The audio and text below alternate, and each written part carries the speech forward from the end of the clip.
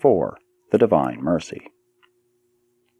Mercy is simply justice tempered by that wisdom which grows out of perfection of knowledge and the full recognition of the natural weaknesses and environmental handicaps of finite creatures. Our God is full of compassion, gracious, long-suffering, and plenteous in mercy. Therefore, whosoever calls upon the Lord shall be saved, for he will abundantly pardon. The mercy of the Lord is from everlasting to everlasting. Yes, his mercy endures forever. I am the Lord who executes loving kindness, judgment, and righteousness in the earth, for in these things I delight. I do not afflict willingly, nor grieve the children of men, for I am the Father of mercies, and the God of all comfort.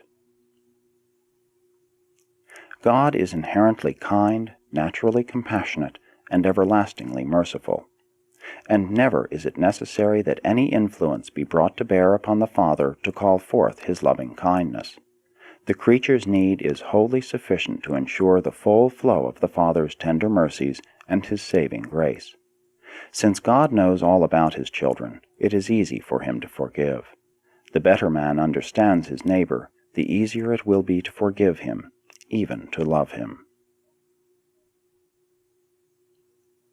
Only the discernment of infinite wisdom enables a righteous God to minister justice and mercy at the same time and in any given universe situation.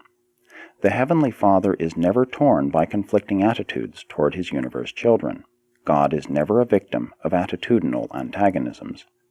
God's all-knowingness unfailingly directs his free will in the choosing of that universe conduct which perfectly, simultaneously, and equally satisfies the demands of all his divine attributes and the infinite qualities of his eternal nature.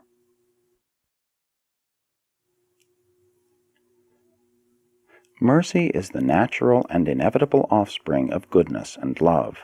The good nature of a loving Father could not possibly withhold the wise ministry of mercy to each member of every group of his universe children.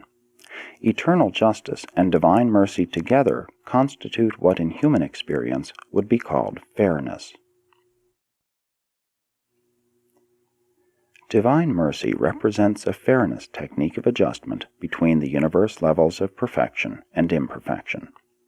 Mercy is the justice of supremacy, adapted to the situations of the evolving finite, the righteousness of eternity, modified to meet the highest interests and universe welfare of the children of time.